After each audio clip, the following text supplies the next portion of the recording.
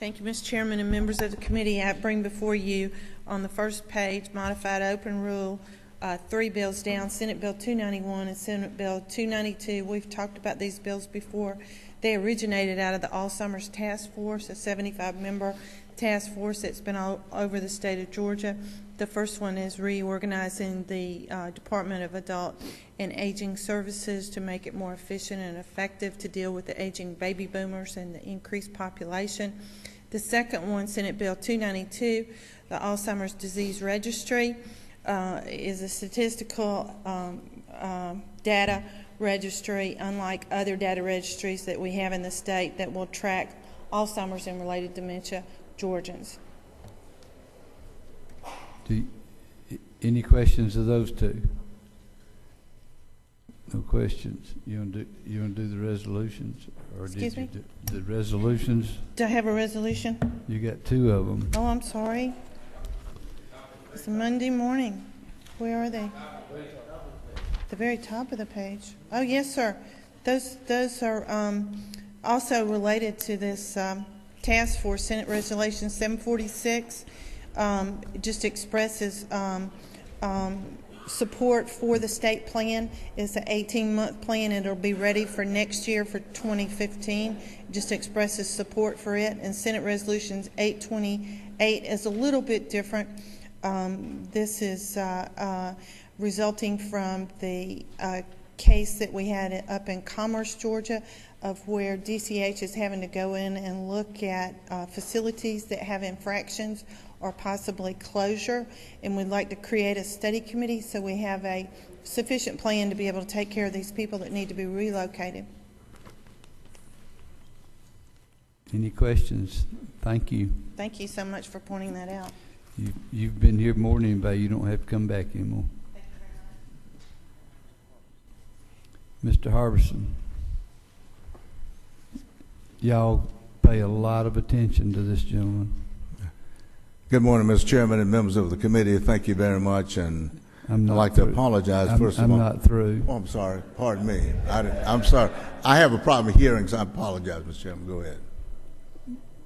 Mr. Harbison, are you still a Marine? Yes, always a Marine, sir. Semper Fi. Semper Fi. You think you people out here, you think his bill's not going on? Semper Fi, do or die. That's right. Now your time. Thank you, sir. I appreciate it. I know how to keep my feet on the yellow footprint, so at Paris Island I learned that, so I apologize. But I appear today, Mr. Chairman and members of the committee, to ask for Senate Bill 320. That is the Veterans Court bill that we worked with very diligently over the summer with Chairman Wanda Woolard and members of the task force. We ask your favorable consideration. There are no questions. Thank you, sir. Anybody want to move on that one right now? Thank you.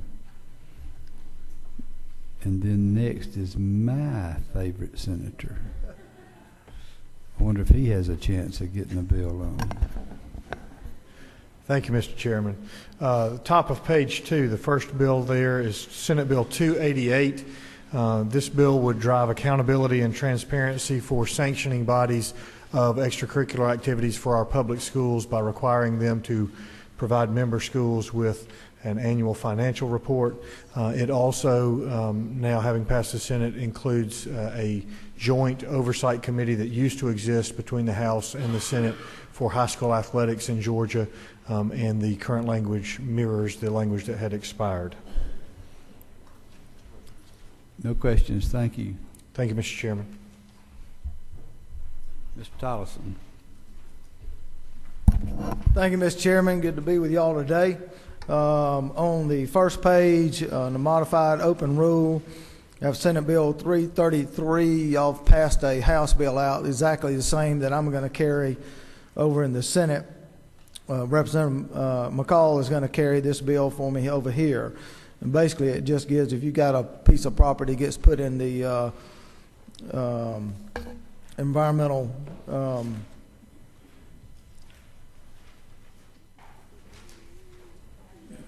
I'm sorry, I just went brain dead for a moment. I think it's that pot of coffee that got me this morning. You want to swap seats? Anyway, yeah. Anyway, it gives you the right for a hearing, which you don't have that right now. It's a simple bill, but it does give a right to the landowner. And then also on that same modified open rules on the first page, Senate Resolution 896. It's a joint study committee with the House and the Senate looking at the Georgia Legacy Program, and Chair Lady Smith is going to carry that for me. And then on the back page, on page 2, Senate Bill 296, that's the Jekyll Island bill, and y'all have passed a Jekyll Island bill that I'm going to carry in the Senate for Representative Hamilton. He's going to carry my bill in the House. And then I got one little bill that got out of Ag Committee this morning. You may have heard about that bill, Senate Bill 213. That'll be coming to you, and we'd like to get that moved on for the people of Southwest Georgia so they can stay in business. And that's it, Mr. Chairman. No questions. Thank you. Thank you very much.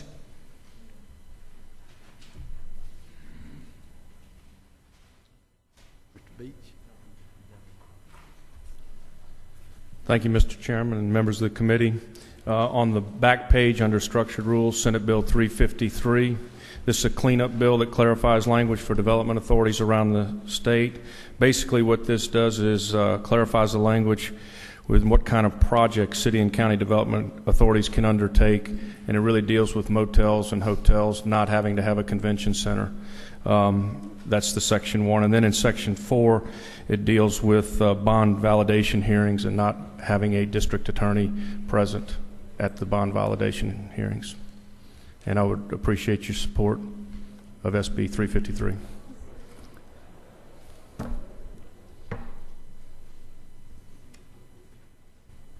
Y'all hold on a second.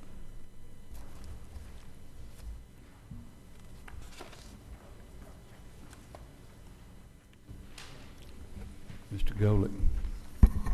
Thank you, Mr. Chairman. Senator, what is the potential net effect on local taxation from this bill? And specifically, I'm wondering,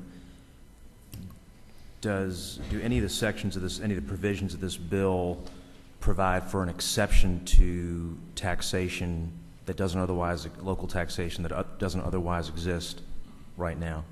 Well, I think that's up to the development authority, but it does allow hotels and motels to be tax exempt if the bonds so be. Why? It's very similar to the Brave Stadium. It's owned by that sports authority, the Atlanta Fulton County Development Authority. The Braves do a 20-year lease, and the development authority doesn't pay taxes on Turner Field. So it's very similar. Let me ask you a follow-up question. This goes to on line 100 in the very end of the bill. Just looking at it, in no event the appeal is filed or the judgment is affirmed on appeal, why do we have the language that says that the validating issuance of bonds on line 102 shall be forever conclusive against the governmental body? Does that preclude an issue, the court being unable to reopen it should there be an issue later? Yeah, I think after 30 days, you have 30 days to appeal, and then that's it. Why would we not, in case there was an issue later on after the appeal or after the Superior Court acted, why would we not want to give that ability to reopen if an issue arises that didn't arise at the time? Forever conclusive. Yeah. I mean, when I see the word forever, I see your point. Yeah. you know, it gives me a little pause. Yeah.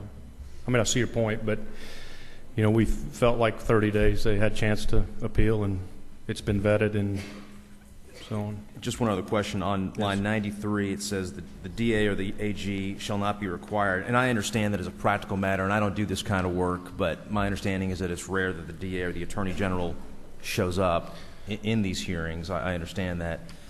The problem comes in that then you have the development authority bearing the burden of making the case for the validation. Aren't they the opposite party? So you'd have the development authority acting as on both sides of the issue. Is that a correct statement? That could, yeah, that, I could see how that could be a correct statement. Would that be a conflict? It could be, yes, I see your point there. Okay. Thank you. I appreciate Okay, it. thank you. Mr. Lindsay. Thank you, Mr. Chair. I think the bill has been being a very strong economic development bill. But as ever through some of the questions, there are some folks who want to make some additional possible tweaks to this, and therefore at the appropriate time, I'd like to make a motion to have the bill we send it back to economic development. Okay, Mr. Setzler.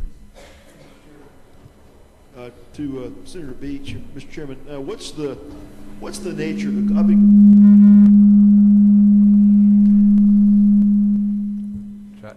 I've been getting some calls from some school board folks about this bill. What is the interest in school? Why would they be? Doesn't affect school boards.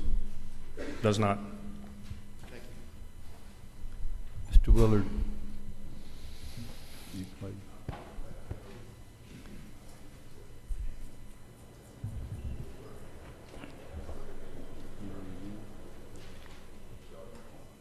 Okay, I'm going to go ahead and put Mr. Lindsay's motion up there. He's got a motion to send it back to committee. Do I hear a second? Any opposition? It's back to committee. Thank you.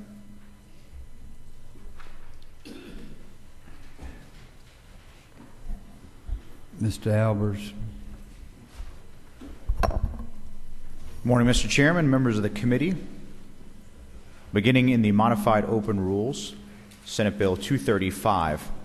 This relates to Georgia firefighters, for specifically part-timers, to correct an error that was made by the pension fund administrator several years ago. It will help the 18 folks who had paid into and were promised in that system to continue with it, as well as moving forward, those who work more than 1,024 hours will be eligible for the pension fund. To note for the committee that this is not taxpayer funds, it's paid into by the firefighters themselves and insurance companies. No questions. Next. Senate Bill 325. This is an agency bill from our Insurance and Fire Commissioner's Office, and it regulates the penalties for those who put in a sprinkler and extinguisher systems to assure that we do a few things. The first is that they are certified, and if they operate without a license, that they can take action. The second part of that bill is those who are have found to have a problem, the fire marshal will give them a written warning and give them a chance to fix that without giving them a fine, so it's good for our small businesses. And last but not least, if someone goes to apply for a new license but have been committing dishonest acts along the way, that could be reason to deny them a license had they been trying to go around the system. Mr. Rice. Senator, thank you, Mr. Chairman. Senator, I noticed in that bill there are at least two provisions in there that allow the commissioner to sue for civil penalties against these applicants. Can you explain that? I'm not sure I understood why that was in there. It actually makes it consistent, Mr. Representative, with other areas of the language, and if the contractor, if you will, had put in those systems and those systems were not certified properly because they were not authorized to do so in the beginning, then they may have caused great cost to the business owner and to the fire commissioner's office for all the work they'll do to have to extract that information or those sprinkler systems and extinguishers and put them back in. So that was his reasoning for that. Thank you. No more Last questions. one on the second page, bottom, Senate Resolution 868. This is from the State Properties Agency. This is their annual easements bill. All the representatives and all the senators who are affected have had meetings and conversations, and I believe at this point are in agreement. Yeah, I had mine this morning.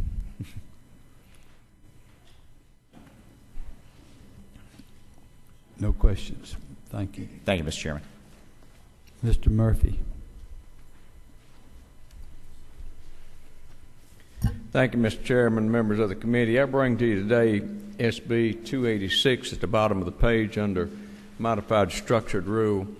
What this bill does is it's an economic development bill that helps our Georgia wineries. Currently, Georgia wineries can get their wine fortified. They can have it fortified to make port wine or to make brandy. You know, yet that's fortification is increasing the alcohol in the product so they can make those. The problem is, and I don't know where this came from, they have to send that out of state to do that. Georgia does not allow them to use their own distilleries in Georgia to fortify their wines. So this bill corrects that, something that we just became aware of last year. It also increases the alcohol content from 21% to 24%, which brings it into the federal guidelines. And that's the two things that the bill does, Mr. Chairman and members of the committee, but it's going to help our Georgia wineries. And it's kind of crazy that they will send it, that we're requiring them to send the product out of the state, sending revenue and taxes out of the state. Appreciate your favorable approval. No questions. Thank you. Thank you. Mr. Hill. Thank you, Mr. Chairman, members of the committee. Good morning. I want to draw your attention down at the bottom of the page to Modified Structural Rules, Senate Bill 240. This is a bill to allow the Atlanta History Center to have a still on site so that the Smith family farm experience is a more authentic experience. We learned from Mount Vernon up in Washington, D.C. that this was a good idea.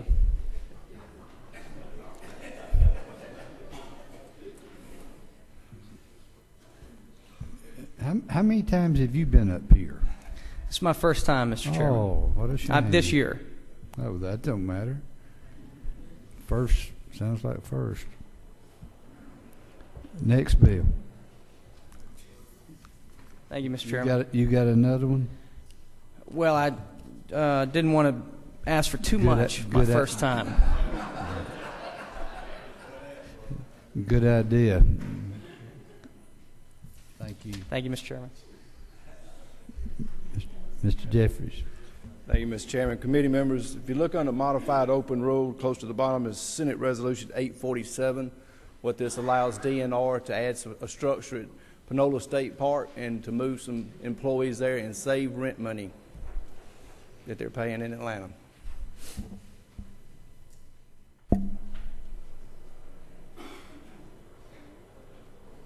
Any questions? Thank you. Thank you, Mr. Chairman. Mr. Stone. Good morning, Mr. Chairman, members of the committee. I have three bills today, two under modified open rule. SB 339 is just a revisor bill dealing with retirement, just changes and corrects errors. SB 341 deals with probate courts, allowing for all probate courts to do what the larger courts already authorized, and that is to delegate uncontested matters to chief deputy clerks or attorneys with certain experience periods required.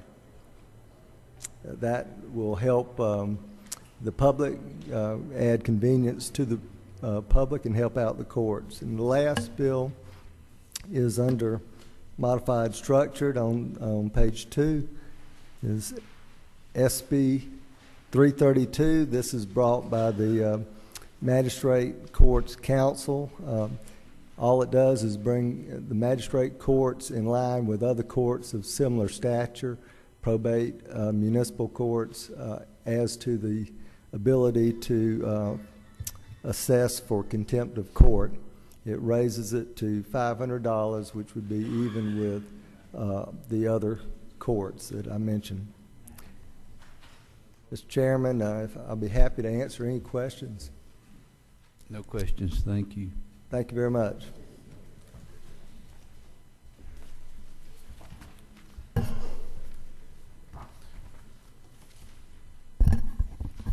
Morning, Mr. Chairman. Under modified structure. Let me do this. Oh, I'm sorry.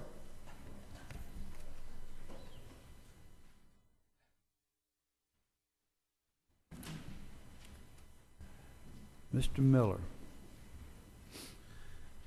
Good morning, Mr. Chairman. Good Under morning. modified structure, first bill, SB 95.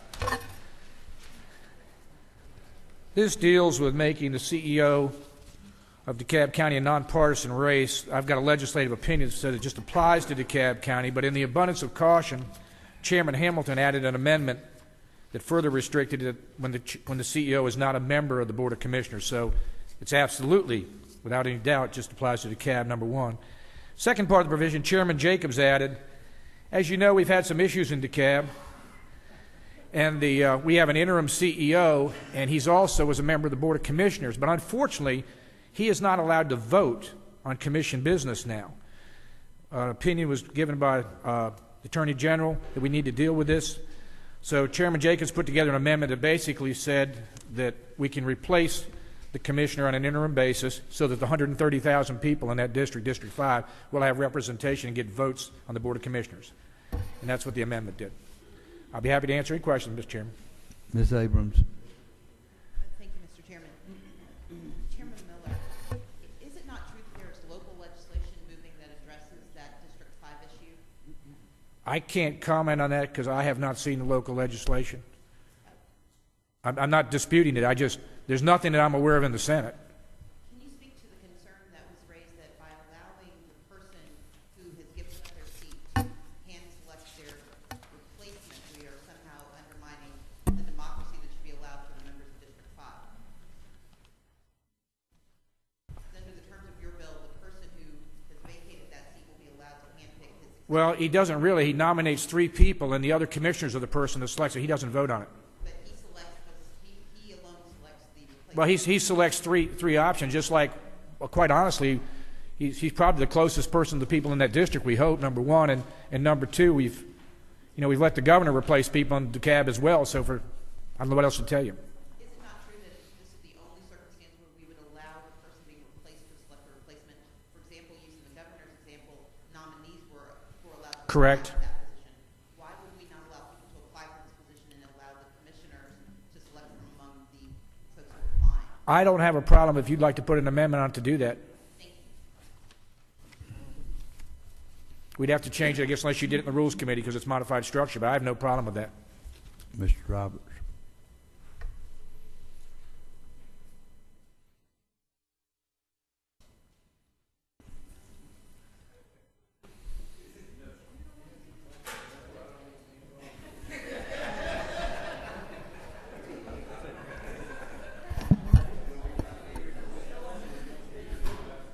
Did Mr. Roberts want to apply for the job? Maybe I missed it. Oscilla DeKalb. Did you fix your clock Saturday night? Were you sound but asleep right there just a second ago? Y'all, I can see your eyes. Thank you. Thank you, Mr. Chairman. Mr. Carter. Good morning, Mr. Chairman, members of the committee. I bring before you today Senate Bill 361 under modified open rule of the Georgia Geospatial Council that helps us make sure that all our maps in our state can speak to each other. You know, that's about the best explanation you've given for this bill. Y'all, this thing's been going on for 2 years. Nobody knows what it is. Except him, and he just now figured out what it was.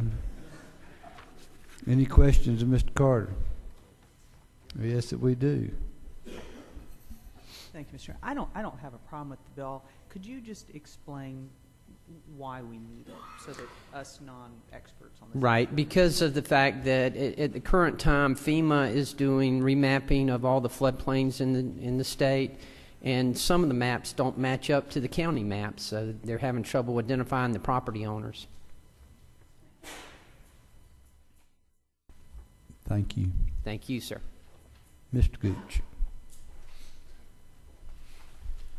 Good morning. Mr. Chairman, I asked for Senate Bill 299. It's on the back sheet of your blue page.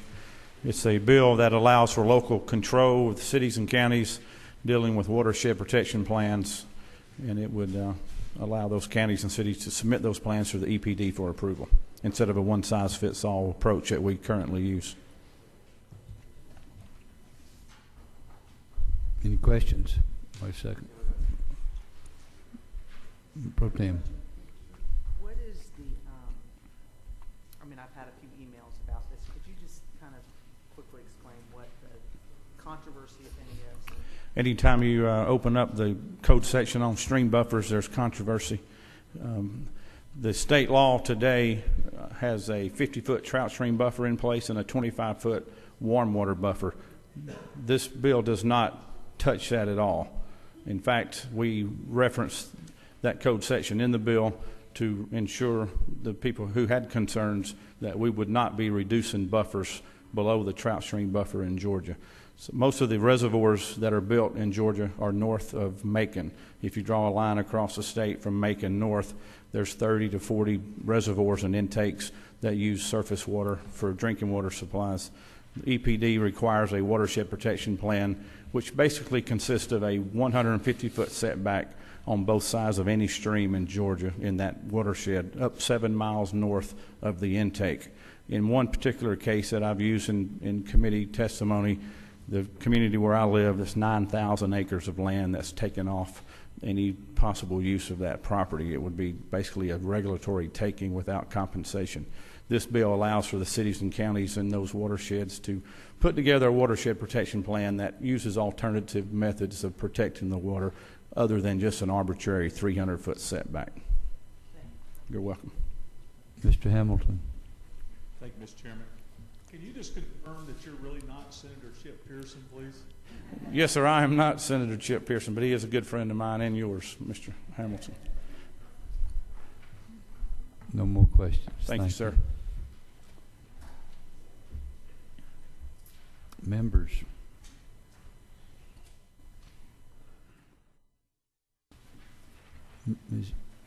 Ms. Cooper.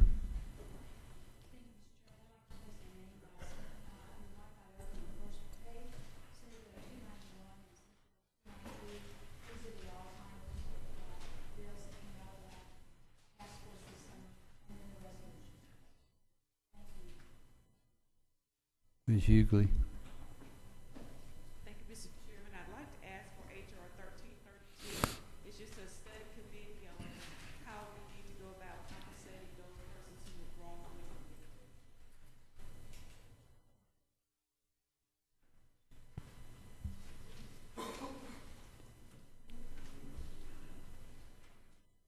Mr. Powell.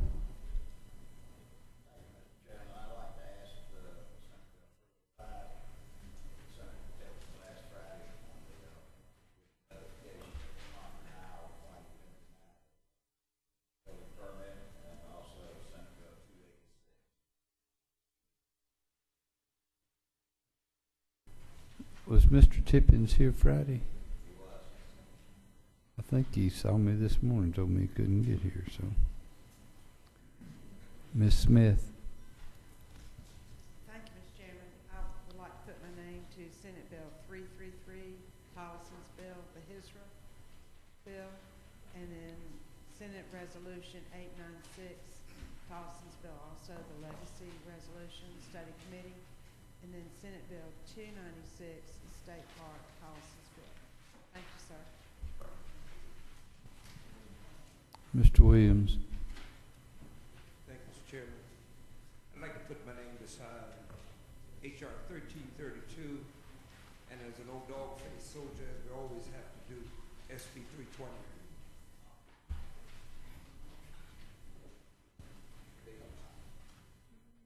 This is an Army?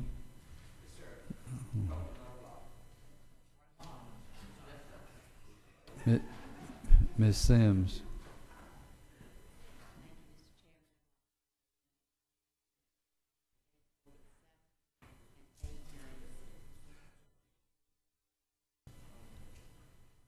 Mr. Smyrie. Chairman, I'd like to put my name aside, House Resolution 1332.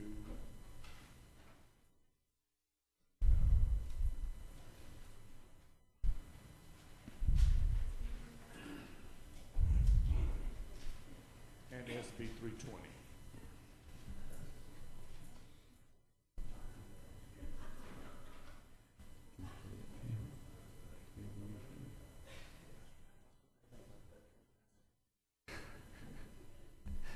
Okay.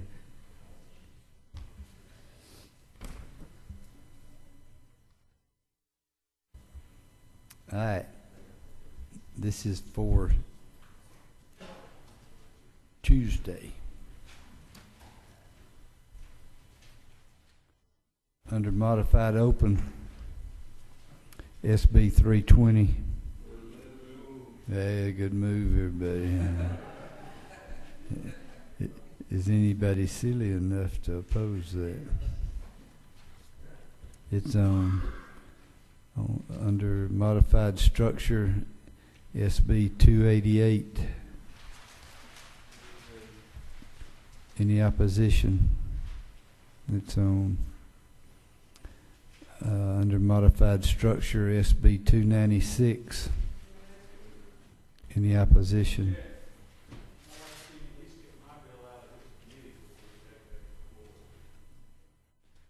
You're carrying it for him.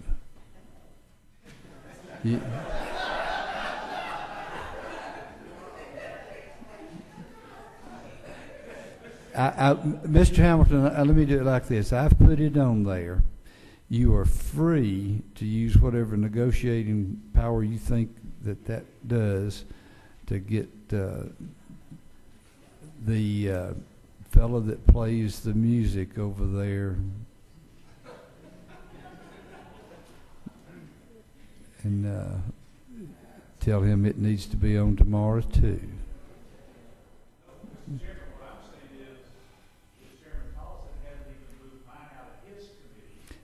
That would even be a finer thing to go see rather than the fellow up on the 4th floor. But I can promise you we can hold his bill. Okay. Modified open, HR 1332. Do I hear move? Any opposition? It's on. Modified open, SB 305. Do I hear move? Any opposition? It's on. Modified open, SB 325.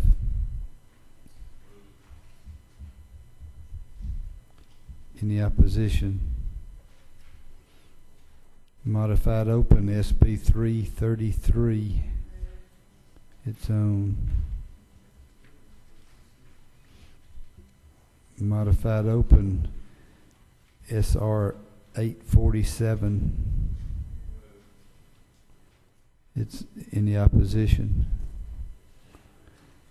Modified open, SR 896. Any opposition? It's on. Modified structure, SB 240. Any opposition? It's on. Modified structure, SB 286. Any opposition? That's it.